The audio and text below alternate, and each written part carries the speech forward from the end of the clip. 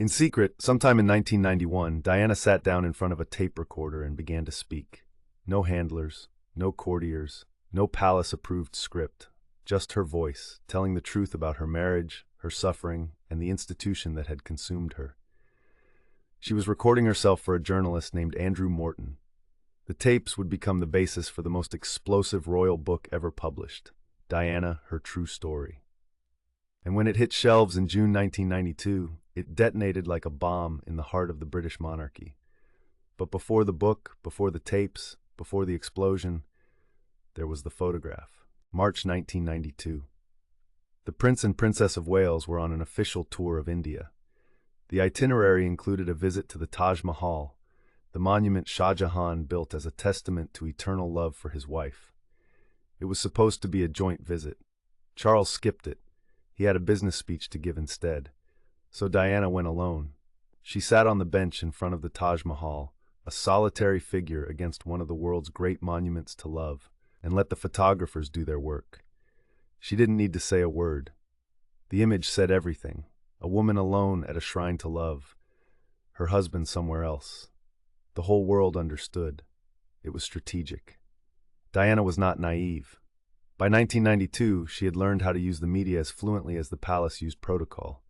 She understood the power of a photograph, the weight of a gesture, the difference between what you say and what you show. And what she showed the world that day in front of the Taj Mahal was the truth of her marriage, in a single frame.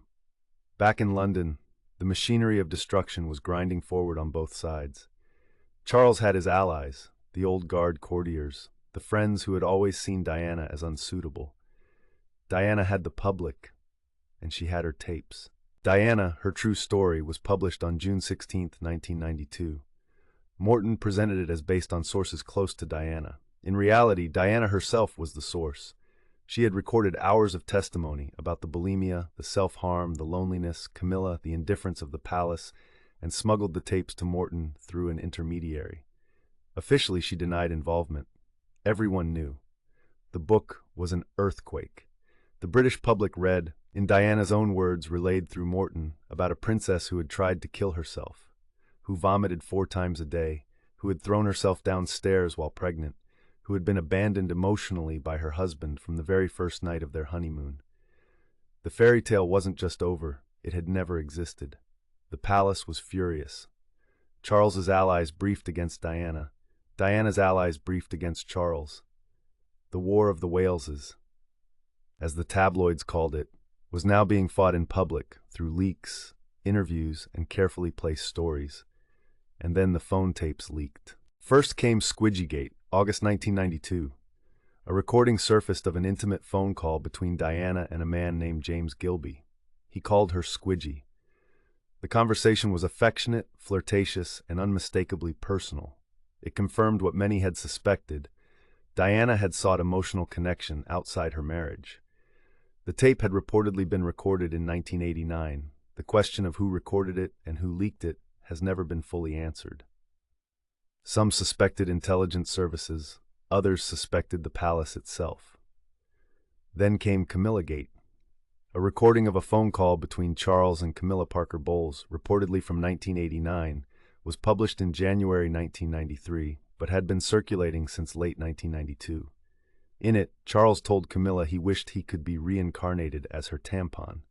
The future King of England recorded saying he wanted to live inside his mistress's underwear.